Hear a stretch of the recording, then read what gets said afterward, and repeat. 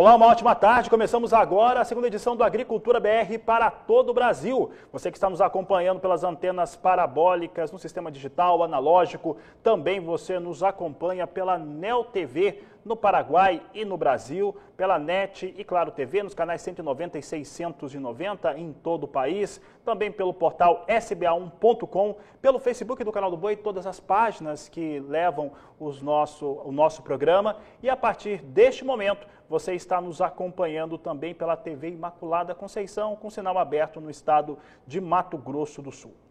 Começo falando a respeito da decisão do Departamento de Alfândegas da China, que anunciou na madrugada desta quarta-feira a suspensão de compras de carne suína de uma indústria frigorífica lá na Holanda. Mais uma vez, a alegação ficou por conta da identificação de coronavírus dentro das remessas últimas que foram enviadas para o setor. O Agricultura BR segue por aqui trazendo para você agora cotações de mercado.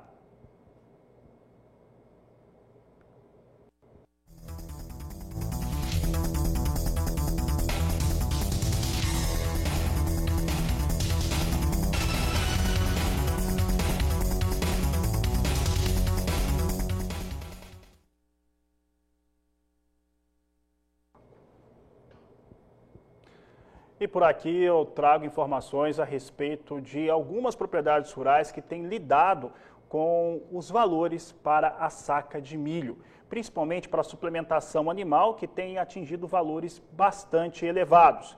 Você vai acompanhar agora a experiência do Grupo Resende, que atua em propriedades aqui no país, mas principalmente a experiência do estado do Mato Grosso, onde, através do cultivo do capim-zuri, formação de pastagem, tem feito silagem de boa qualidade.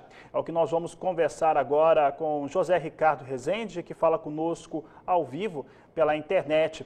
José Ricardo, obrigado pela participação. E nós temos observado aqui nos números que chegam para o Agricultura BR em relação às cotações e também estimativas para o ano de 2021 e 2022 de uma demanda ainda maior por milho, que deve manter os valores elevados pelo cereal, o que impacta diretamente em custos de produção da pecuária. Uma das alternativas são as pastagens, tendo pastagem de melhor qualidade, e nós queríamos saber um pouco da experiência do Grupo Resende, como que esse trabalho tem sido feito na fazenda. Boa tarde, seja bem-vindo.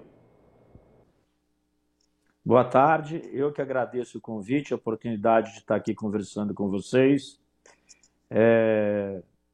Nós temos aqui uma experiência de suplementação para a estação seca, que tem se mostrado vitoriosa. A gente está aí já intensificando a atividade há alguns anos. E agora, de dois anos para cá, a gente toma a decisão de fazer um ajuste na nossa operação. A gente trabalhava com silagem de milho e passamos a trabalhar com silagem de zuri. Na verdade, o que a gente tem conseguido com isso é que, apesar de uma qualidade um pouco menor, o custo da tonelada produzida ficou muito mais em conta. E a gente e o milho com esse preço é inviável de fazer silagem de maneira econômica. Então a gente tem preservado as nossas lavouras de milho para colheita de grão e tem feito silagem de capim-zuri. Estamos muito satisfeitos. É uma experiência ainda curta, mas até agora muito satisfatória. Em relação aos impactos de custo de produção, José Ricardo, nós sabemos muito bem que as propriedades que conseguem, que já têm feito a atuação de integração lavoura-pecuária e produzem milho, podem enxergar o momento como um momento muito melhor para comercializar o cereal e fazer a engorda dos animais de uma outra maneira. Como vocês têm trabalhado essa experiência dentro dessa fazenda? Olha, sendo honesto com você, a gente tem uma tradição de integração lavoura-pecuária no Mato Grosso recente, mas na década de 80, 90, a gente já lançava mão de expediente em fazenda que a gente tinha no norte do Paraná, só que naquela altura, vamos dizer, a forrageira que a gente tinha de baixo custo era a aveia preta, que se adequa bem àquela região, porque é uma região que um inverno mais ameno e chove. Para o Centro-Oeste isso não é viável. Aqui no Centro-Oeste a gente tem feito mão de pasto lavoura, que eles chamam de capim rosiziense, já há algum tempo. E agora, você está perguntando quando é que a gente começou o Zuri? A gente começou há 3 anos, porque demora um ano para você implantar isso, a capineira, etc., e colher. A gente começou a dar para os animais tem 2 anos.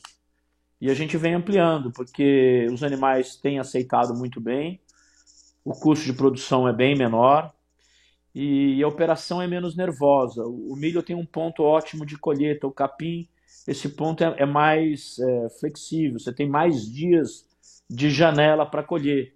E às vezes na época da colheita, principalmente do primeiro corte, ou do milho lavoura de verão, você tem problema de chuva na colheita. Então você tem uma condição de uma planta muito justa, às vezes naquela semana que era para fazer o corte, começa a chuvarada e isso complica a operação.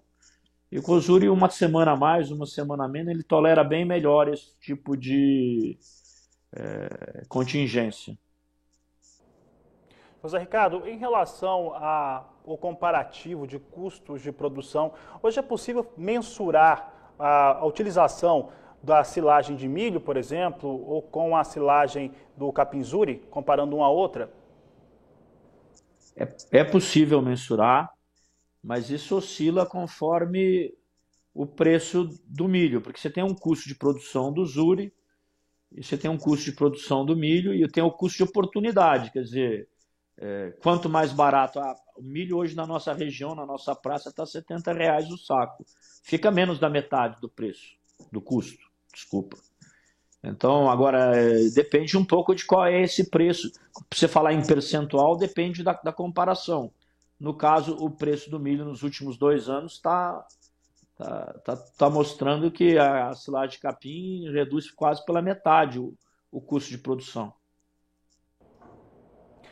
José Ricardo, para encerrar a nossa entrevista, o que você diria para o produtor rural, para o pecuarista que viu a nossa conversa aqui e pensa em fazer um trabalho como esse, começar a silagem com algum tipo de capim?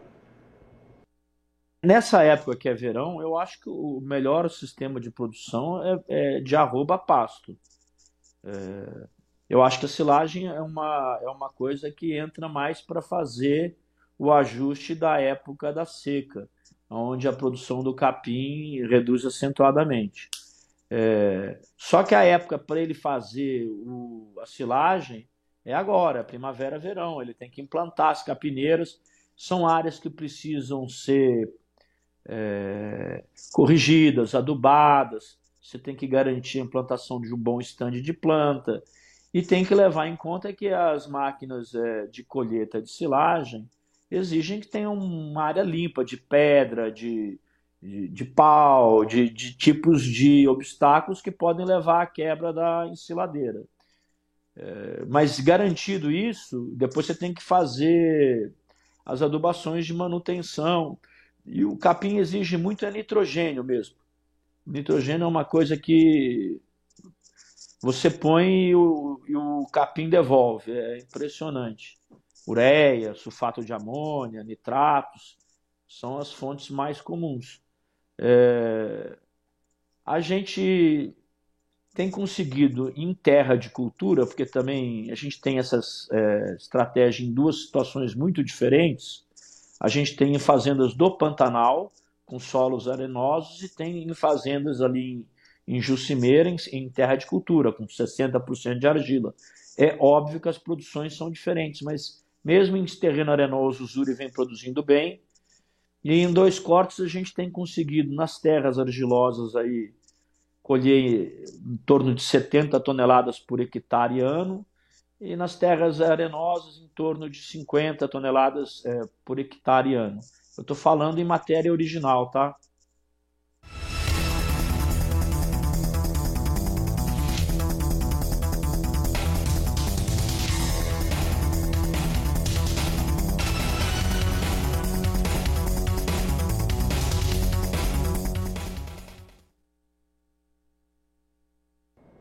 Aí você pode rever as nossas entrevistas acessando o portal sba1.com ou o canal do Boi no YouTube. Fala agora a respeito de mercado de soja. O mercado continua com aquela situação de sobe e desce, muita gente fazendo realização. A semana começou com esse aspecto na Bolsa de Chicago, porque os traders, os operadores entendem de fato que nós temos na América do Sul uma situação de perdas, mas não perdas o suficiente para registrar 12 milhões, 14 milhões de toneladas. Durante essa semana conversamos aqui com os representantes da G-Rural, também da Gelsis, e que apontam perdas menores no Rio Grande do Sul e principalmente na Argentina. A Argentina, que estava com expectativa abaixo de 42 milhões de toneladas de soja, agora começa a apontar para um cenário diferente e o mercado pressente tudo isso e reverte nos negócios, nas posições de curto prazo. Veja comigo agora como é que vem as posições sendo negociadas na Bolsa Norte-Americana. Nós temos aqui alguma recuperação, mas bem longe ainda daquela marca de 14 dólares o bushel.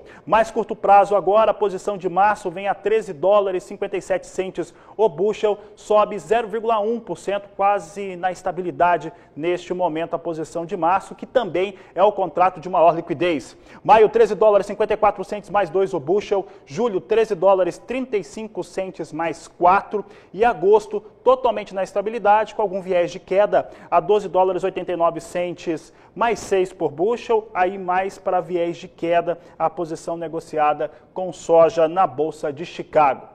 Pensando aqui em informação de preços no Brasil, acompanhe comigo como é que vem os negócios com dólar comercial na referência brasileira. Você tem aqui a posição em R$ 5,35 mais 2, totalmente estável, 0,04%. Dólar que recua em todo o mundo neste momento, menos do Brasil. O Brasil vai tendo uma linha de tendência diferente do resto do mundo, mantendo os valores um pouco mais altos, agora na estabilidade, repetindo os valores que nós tínhamos nesta última terça-feira.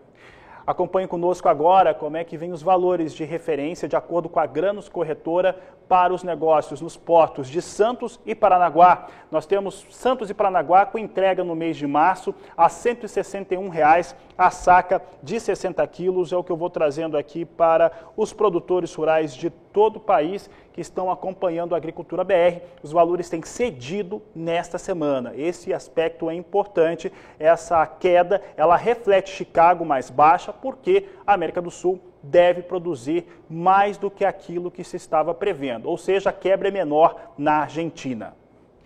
E também nos últimos dias nós temos destacado os efeitos das chuvas sobre algumas áreas de produção que para a maioria dos técnicos são isoladas. As chuvas têm feito com que o baixeiro fique numa situação pior para a soja e isso traz a podridão e perda de qualidade dos grãos. Você vai ver como é que isso tem sido sentido lá no estado do Mato Grosso nesta reportagem de Valdir Pacheco.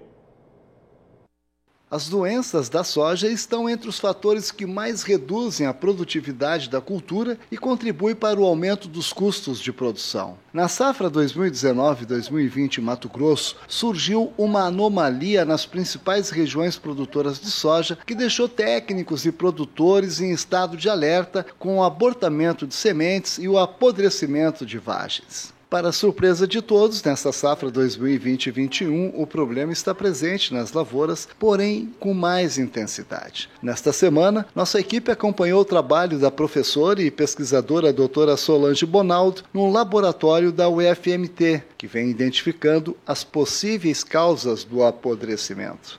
Esse problema está relacionado mais com a questão do estresse ambiental que a planta tem sofrido. Então, questões principalmente de compactação do solo, estresse hídrico no momento de plantio, falta de palhada e veranicos levam esse sistema radicular a ficar predisposto a diversos fitopatógenos, entre eles, por exemplo, macrofomina, nematóides, fusário. O que acontece então quando a planta chega em R5, que é a fase que ela está ali no enchimento de grãos, né? Ela vai sofrer a transpiração em função do calor que a gente vive hoje e essa planta vai precisar buscar água.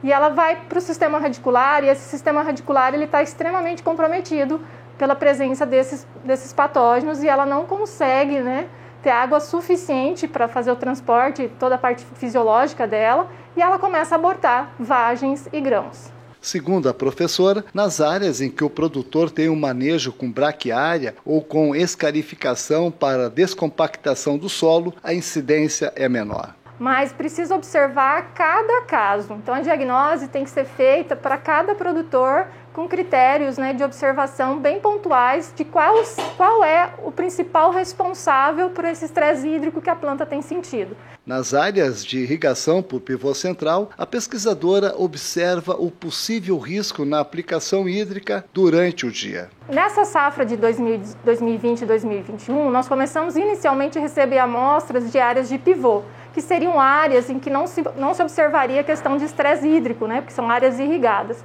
O que pode estar acontecendo nessas áreas? O produtor está usando o sistema de irrigação durante o dia, em altas temperaturas, então nós temos um monitoramento de temperatura dos solos chegando a mais de 52, 53 graus em algumas épocas aí de outubro de 2020. E essas raízes elas podem ter sofrido um dano em função de terem sido irrigadas em um momento muito quente do dia. Tá? Então é muito importante que o produtor que tem um sistema de irrigação, que ele monitore a temperatura do solo e escolha o melhor momento, assim como a quantidade ideal de água que essa planta vai precisar. A WGM AgriSolutions está fazendo monitoramento de temperaturas no solo em diferentes profundidades, então desde superfície, 5 centímetros, 10 centímetros e 20 centímetros. Os resultados mostram que na superfície, por vários dias a gente tem encontrado temperaturas acima de 52 graus e as mínimas na superfície não baixam aí da faixa de 25 a 30 graus. Tá? Então, apesar de a gente estar vivendo muitas vezes temperaturas agradáveis para nós, na superfície do solo essa temperatura está um pouco maior. Então, o que o produtor tem que observar na sua área e pensando nas safras futuras? Um bom manejo do solo, então avaliar se está compactada, fazer processo de descompactação, pensar em condicionadores de solo, pensar em questão de microbiota, porque esse calor também vai desfavorecer a microbiota do solo, então promover uma maior microbiota, talvez através de rotação de culturas, planejar a implantação da cultura no momento mais adequado, pensando aí em questões de estresse hídrico, né? A gente sabe que para a segunda safra, eu como filha de produtor sei muito bem a importância da segunda safra para o produtor, mas ele tem que avaliar esse risco, se ele vai correr o risco de implantar em condições de estresse hídrico e sofrer perdas futuras na cultura da soja, ou se ele vai estender um pouquinho mais essa data de plantio, né? Pensando aí numa melhor condição para o estabelecimento da cultura na fase inicial. Pensar também em população, né? Densidade populacional de plantas e um manejo, né? Principalmente para promover a planta, para ela ficar mais resistente, porque é ela que está ficando predisposta. A Clínica de Diagnose de Doenças de Plantas da UFMT recebe diariamente amostras como estas. Então, o que nós fazemos no laboratório quando recebemos a amostra do produtor? Nós olhamos a planta toda, né? Então nós separamos a planta em raiz, terço médio, terço inferior, superior, fazemos a parte de observação na lupa, depois fazemos a observação de crescimento de micro-organismos diretamente já nessa planta e também fazemos o isolamento desses micro-organismos.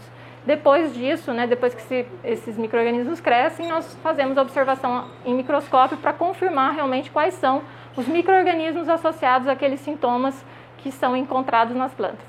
Nós temos encontrado bastante macrofamina, que é um fitopatógeno já que está mais associado à condição de planta predisposta, então planta sobre estresse, né? Planta que foi exposta a um estresse, principalmente estresse hídrico, né? E também Fusarium, Coletótricum, alguns nematóides, né? Que são fitopatógenos comuns, inclusive na nossa região.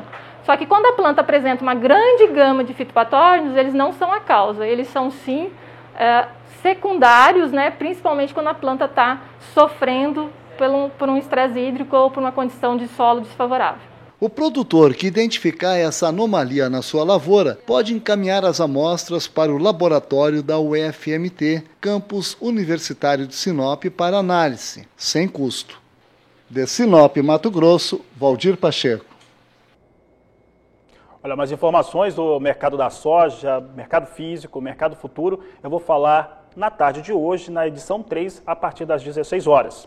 E daqui a pouco no Agricultura BR, edição 2, nós vamos falar sobre pecuária, vamos falar sobre escala de abates e você vai saber também como é que vem sendo trabalhados os valores em todo o Brasil. Daqui a pouco eu converso com Laura Antunes, diretora técnica da ProArroba, é o assunto de logo mais aqui no Agricultura BR, que volta já. E diariamente temos acompanhado aqui nas edições do Agricultura BR no canal do Boi a movimentação para a arroba do boi gordo e a disponibilidade de animais nas principais praças de comercialização do Brasil. Em linhas gerais, nós temos observado poucos animais disponíveis e alguma disputa da indústria frigorífica para ter lotes para abates. Eu ressalto que nós tivemos já algumas semanas, estamos tendo esses registros em alguns lotes diferenciados. Em São Paulo, em Minas Gerais, também no estado de Goiás aconteceu valores acima ou dentro da marca de R$300 por arroba, não sendo a média, mas sim valores que foram de topo de negociação. Para falar um pouco a respeito de como que vem a escala de abates, comercialização, o acompanhamento dos valores, eu recebo aqui em nossos estúdios Laura Antunes, diretora técnica da ProArroba. Laura, um prazer recebê-la aqui em nossos estúdios para falar um pouco desse assunto que é tão importante. Boa tarde, seja bem-vinda. Boa tarde, obrigada pelo convite, Fabiana. Laura, movimentação do boi gordo. O que nós temos visto é não ter disponibilidade de animais prontos para o abate. Como é que tem sido essa relação, dentro do que a ProArroba tem acompanhado, entre oferta e a demanda da indústria por esses animais?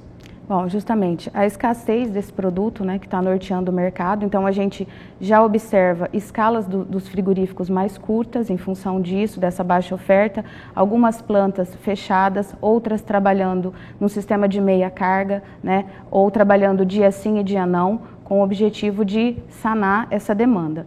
Mas a gente sofre aí, por exemplo, essa escassez, ela é decorrente do volume expressivo de abate de fêmea há 2, 3 anos atrás. Então, em 2020 falta bezerro, 2021 vai faltar boi gordo. Então, essa escassez, essa falta de produto é que está norteando o mercado e colocando os preços um pouco acima. A gente já tem aí negócios fechados a R$300, são negócios pontuais, mas não vai funcionar como uma média, mas já temos negócios nesses patamares sim. Laura, nós temos observado escassez de boi gordo para abate desde o final do ano passado. No final do ano passado eu cheguei a acompanhar até a comercialização de alguns lotes de fêmeas no qual a fazenda não tinha a intenção de abate, mas a proposta ficou muito boa para essa situação. Isso tem ocorrido mesmo agora, neste momento? Justamente, o ano passado a gente já teve uma retenção maior de fêmeas comparando aos anos anteriores, Então, a gente já observou, o volume de 2019 foi um volume menor de abate de fêmea, já os produtores se preocupando um pouco mais com a reposição, Então, hoje a situação já é diferente, já tem uma retenção maior de fêmeas pensando na reposição. Em 2020 nós trabalhamos com uma reposição cara, Então, foram negócios mais pontuais, tivemos negócios, produtores que pagaram o alto preço do bezerro sim, mas já muitos produtores também trabalhando no sentido de reter essas fêmeas, para que a gente pudesse recuperar aí a questão da reprodução.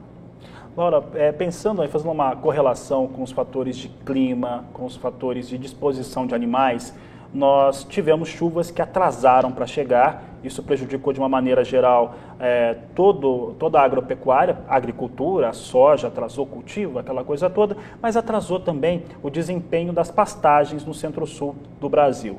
E as chuvas demoraram, mas elas vieram. Então, nós devemos começar a ter uma disposição melhor de pastagem, porque falar hoje em milho, farelo de soja é algo muito distante, porque levaria muito o custo de produção.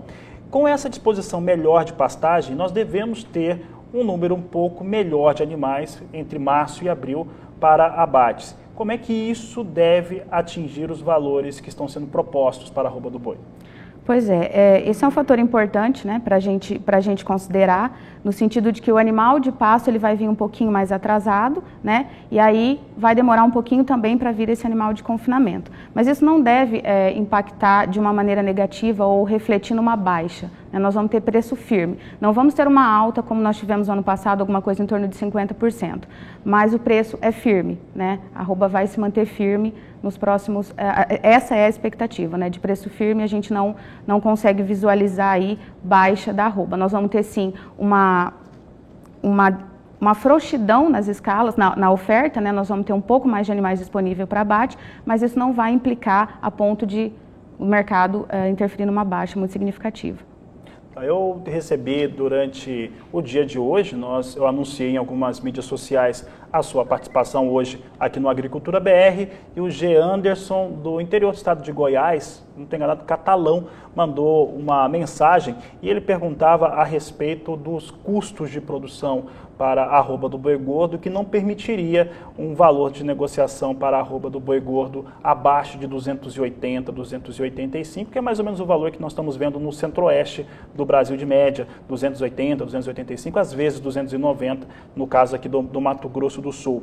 Esses valores, eles podem realmente ter manutenção, Laura? Pelo que a ProArroba tem observado do comportamento dos elos da cadeia produtiva? Realmente, o momento é de gestão, né? O momento de fazer muita conta, porque, como eu falei, a reposição veio cara, o custo nutricional da operação de confinamento, ela está elevadíssima, e outros custos também dessa operação, em função de muitos insumos dolarizados, né? Então, o custo realmente de produção do animal confinado, ele está mais alto, e então é muito importante fazer a gestão, procurar novas opções e desenvolver estratégias para que esse animal venha se pagar, que o custo de produção, né, ele seja ressarcido lá na frente na venda desse animal terminado. Então, é um momento de gestão, de procurar trabalhar melhor o preço da reposição, né, para que consiga recuperar esse investimento. Mas realmente a operação de confinamento, ela está mais onerada mesmo. Em linhas gerais, Laura, como que a ProArroba avalia esse momento do mercado de boi gordo? Olha, é um momento de bastante expectativa, né? Isso gera bastante dúvida, os produtores procuram muito a gente no sentido de elucidar essas questões, porque eles têm muitas dúvidas no momento desse investimento. Mas eu repito, é um momento de gestão, de discutir oportunidade, de fazer boa compra de reposição, né? De calcular mesmo o custo de produção, e tem propriedades que já estão cogitando até não confinar, né, em função... O confinamento ficou muito caro. Ficou muito caro, então já tem muito produtor pensando nesse sentido. Então, cada propriedade é uma realidade, é um sistema, e a gente procura direcionar, orientar de acordo com a realidade e a necessidade de cada produtor, mas sempre fazendo essa avaliação frequente do mercado, né? Tá certo. Laura, eu quero agradecer a sua participação aqui no Agricultura BR, no canal do Boi. Eu que agradeço, imagina. Obrigado. Eu conversei com Laura Antunes, diretora técnica da ProArroba, falando um pouco a respeito do mercado do boi gordo.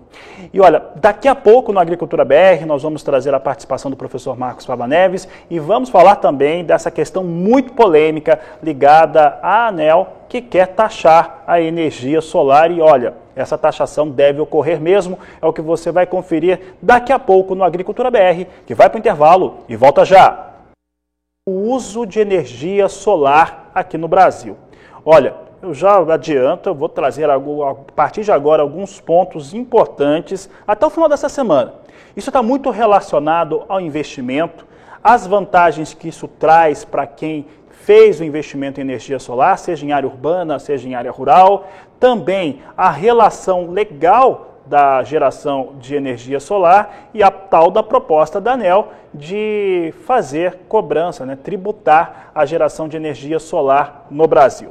Olha, vou começar primeiro mostrando um grande exemplo de trabalho que nós temos aqui no interior do Mato Grosso do Sul. O meu colega Daniel de Paula está conosco, vai entrar ao vivo. Eu não sei se o Daniel de Paula está me ouvindo, mas Daniel, olha só, como que tem funcionado, como que tem sido essa geração dessa energia limpa e acessível aí na produção rural e que traz ótimos resultados. Boa tarde, seja bem-vindo.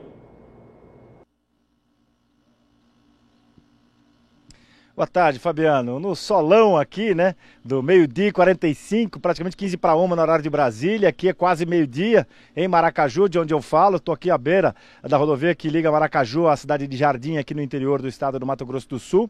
E realmente na Fazenda Rio Branco você citou exatamente aquilo que a gente pode denominar ou definir como um grande exemplo para o Brasil. O que é o planejamento, o que é investir para ter de volta esse investimento em diversos benefícios. Primeiro, econômico e lógico, ambiental, sustentável, enfim, tudo aquilo que a Fazenda Rio Branco hoje colhe com esse armazenzão que está aqui, ó, com capacidade para armazenamento de 500 mil sacas, que vem dos 12 mil hectares de produção de grãos aqui, soja que está no campo agora, o milho que vai vir depois na entre-safra, enfim, na safrinha, e que é uma safrona, não tem safrinha aqui não, fora a pecuária, que também é abastecido com o excedente desse benefício que é de graça, com o sol que está aqui derretendo a gente. E eu estou aqui com o meu amigo Daniel, que toca tudo isso daqui, né, na fazenda capitaneada pelo seu Agostinho Ludwig, e que tem a família toda trabalhando. É um grupo familiar e que uns 2 anos mais ou menos para trás planejou, vamos usar o sol para beneficiar? Queria que você falasse um pouquinho sobre essa ideia do plano, Daniel, e depois a execução, porque vocês já colhem neste primeiro ano de funcionamento um resultado bastante expressivo, né? Boa tarde. Boa tarde a todos. Começou com um sonho, uma conversa, na verdade, e foi amadurecendo dentro de casa, bate-papo entre um e outro, e a necessidade. Aí pegamos a nossa necessidade financeira, necessidade de cogeração de energia, que a gente sabe que o Brasil precisa que a gente gere mais energia, porque a demanda aumenta dia a dia, né? Você pode ver, você andou comigo aí há pouco, a gente está ampliando a obra, vai precisar de mais energia. A gente sabe que não é todo dia que se monta uma hidrelétrica, né, da noite para o dia. A gente sabe o impacto ambiental que tem. E surgiu essa maravilhosa ideia que foi pôr uma cogeração de energia solar.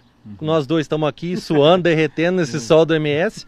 Se a gente tivesse placa aqui, já podia distribuir um pedacinho aqui do ar-condicionado, mas são 1.365 placas em meio hectare instalados aqui ao lado, bem na beira da rodovia, quer dizer, o sol bate diretamente ali, é transformado, né, em energia elétrica. Eu queria que você falasse, se vocês têm já dados assim, da demanda energética e do que isso representou economicamente para você movimentar toda essa estrutura aqui e o resto da fazenda. Olha, a gente fechou o balanço que, como a gente tinha comentado antes, a gente começou a produzir em dezembro de 19, fechamos a conta esse ano em dezembro de 20, então nós passamos uma safra de soja e uma de milho completa, e o resultado foi fantástico. A conta pagou e sobrou. No início, quando a gente fez o estudo de viabilidade econômica, era para ela se pagar em 5 anos e 9 meses, em torno disso. Pelo que a gente está acompanhando, talvez a gente consiga baixar disso. Né? A gente teve uma estabilidade maior da energia dentro da obra, né? Não teve tanta oscilação porque a gente tem a cogeração própria e realmente houve o ganho econômico. Muito bom. Zerou nossas contas, né? Dentro do patamar já estudado e tá aí. A ideia é ampliar, porque vai ser ampliada a obra, ampliar a energia solar para a gente continuar colhendo esses frutos aí. Rapaz, é uma coisa interessante, viu, Fabiano? Porque eu conversei com o Henrique Busato, que é o engenheiro da Eco Brasil Energy, que fica em Campo Grande, tem a sua sede em Campo Grande. E o Henrique, um garoto ainda, foi o responsável por esse projeto. Ele teve compromisso, teve que sair para a estrada de volta, mas deixou aqui um depoimento muito interessante. Inclusive, eu vou abordar nesse finalzinho de papo com o Daniel. Mas ele diz o seguinte: olha, essa energia toda que demanda essa estrutura aqui do armazém, que é a maior, consome 80% do que é gerado pelo sol nas placas instaladas aqui na beira da rodovia, aqui na entrada da fazenda. Os 20% que sobram dessa energia, eles são distribuídos pelo restante das atividades da fazenda que integra a pecuária. Lá para baixo nós vamos daqui a pouco, e na reportagem que nós vamos montar para poder mostrar esse exemplo que a Rio Branco dá, consome esses 20%, e ainda sobra uma quireirinha, quer dizer, é por isso que você já está ampliando, por isso que você já está planejando usar mais esse benefício, porque você está liberando um tráfego de energia que vem para você pelo uso daqui da estrutura das redes públicas, mas você está usando a sua própria energia. Quer dizer, até nisso você não tem taxação nenhuma. Queria que você falasse sobre isso, porque o medo de muita gente, daqui a pouco vem taxação em cima do sol, já estão cobrando a água, vão cobrar o sol. Não é assim que funciona para você ainda, né? Não, a gente não vai acontecer. Eu não acredito nisso, a gente está caminhando para o lado certo, o Brasil está dando certo e vai dar certo, o campo está fazendo a sua parte, a cidade vai fazer também. E não existe essa taxação, não existe cobrança de transmissão, não existe nenhuma outra cobrança sem estar dentro das normas da Energisa hoje no nosso estado. Outra coisa, quem vai fazer o projeto, a empresa ela idônea, puxem as normativas que tem. Depois que você põe isso na tua fazenda, são direitos adquiridos que o governo, pelo prazo, de um prazo específico lá. 25 anos. Isso, que consta em lei, você, a partir desse momento, em 25 anos, você não tem mudança na legislação para você. E a gente acabou de comentar, a obra vai se pagar em 5, então você tem 20 anos de bônus, de benefício em cima disso. Então, pessoal, põe a remanga, que nem diz um vizinho meu, põe a carça para cima do imbigo e vamos tocar para frente que o troço dá certo. Não só dá certo, como é necessário em função disso que ele citou, dessa sustentabilidade econômica para a fazenda e até para você deixar o espaço para que outras redes necessárias para trafegar, e aí entra uma informação importante que o Henrique deixou aqui e que vai para o ar na nossa reportagem, viu, Fabiano? É que essa taxação, depois de definida a taxação, pode ir até 60%, é pelo tráfego. Então, por exemplo, se ele tivesse em outro município daqui a distribuição dessa energia que ele capta com o sol aqui da Fazenda Rio Branco e Maracaju, aí esse tráfego do excedente até chegar na outra unidade, talvez tenha essa taxação, não se sabe de quanto, vai depender da quantidade, vai depender da distância, vai ter a taxação. Mas só para quem aderir a esse tipo de plano, depois dessa normativa ser estabelecida. Então, até lá, quem estiver com esse projeto implantado, 25 anos sem absolutamente carência nenhuma, depois vai se estudar, e aí já viu, né, como demora para acontecer. Mas, aqui nesse primeiro ano, estão falando em 5 anos, 10 meses, eu já fiz uma aposta aqui com ele, e nós vamos ganhar, eu, mais o Max e o Léo, que são os filhos deles mais novinhos possíveis, que já estão com esse primeiro ano de economia de malas prontas para ir para Doha curtir o Mundial de Clubes do Palmeiras. Eles vibraram até ontem à noite, agora já estão com a mala pronta para ir curtir Doha, só com a economia que fizeram nesse ano de energia solar aqui, Fabiano. Tá certo, Daniel de Paula. Olha, agradeço vocês, agradeço ao Daniel que está conversando conosco. O Daniel de Paula está preparando uma reportagem muito especial sobre energia solar, a geração aí nesta fazenda. Tá? Nós vamos trazer todos esses destaques aqui nos nossos programas do Canal do Boi, mas especialmente nas edições do Agricultura BR. Olha, boa sorte para vocês. Eu não quero falar de futebol por aqui, você sabe muito bem o assunto, né? O porquê que eu não quero. Mas eu vou seguir, Daniel de Paula, falando sobre energia solar. Sabe por quê? Porque estamos um pouco preocupados. Qual que é o fator? Como eu já disse, né, já pelo menos desde 2019, a ANEEL, a Agência Nacional que regula a geração de energia elétrica no Brasil, tem tentado impor cobranças sobre a geração de energia solar. A proposta que ocorreu no final do ano de 2019 era de ter 60% da energia solar que era gerada, tanto nas áreas urbanas quanto rurais, ficar como tributo. É isso mesmo, ficar como tributação. Isso caiu de um esforço feito pela presidência da República, o presidente Jair Bolsonaro e os presidentes das duas casas, do Senado e da Câmara Federal, para que não fosse aprovada essa proposta. Acontece que a ANEEL voltou à carga e aí nós estamos vendo uma possibilidade muito clara de ter algum tipo de tributo.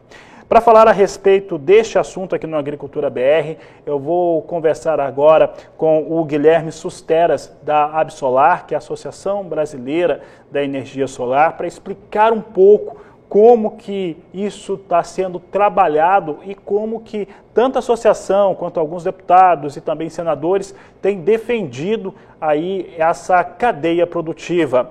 Guilherme, obrigado pela sua participação aqui no Agricultura BR, no Canal do Boi. Como é que está esse momento em relação à energia solar aqui no Brasil? Boa tarde, seja bem-vindo. Boa tarde, obrigado. Aqui é um prazer, uma honra estar aqui apresentando e discutindo esse assunto. De fato, muita gente acreditou e apostou e investiu em sistemas de geração solar e outras fontes também, mas enfim, principalmente geração solar distribuída, com base nas regras de mercado, né? A gente já esperava alguma mudança de regra no final de 2019, só que a gente não esperava que fosse uma mudança tão brusca, né? Uma tarifação tão elevada como a ANEEL propôs. De fato, foi tão brusco que a sociedade como um todo se manifestou, se mobilizou. A gente conseguiu um engajamento muito forte dos deputados, dos senadores. Essencialmente, no final de 2019 e começo de 2020, a gente teve muitas sinalizações positivas do Poder Legislativo na tentativa de criar um marco regulatório, um conjunto de leis que desse uma segurança jurídica ainda maior para aqueles que investiram em energia solar. E a verdade é que a ANEEL se sensibilizou. Ela percebeu a gravidade, o tamanho do dano que a regra como ela havia proposto originalmente ia causar no mercado, toda a reação da sociedade, da população, e eles recuaram e estão revisando uma nova proposta. Então, qual que é a nossa expectativa hoje?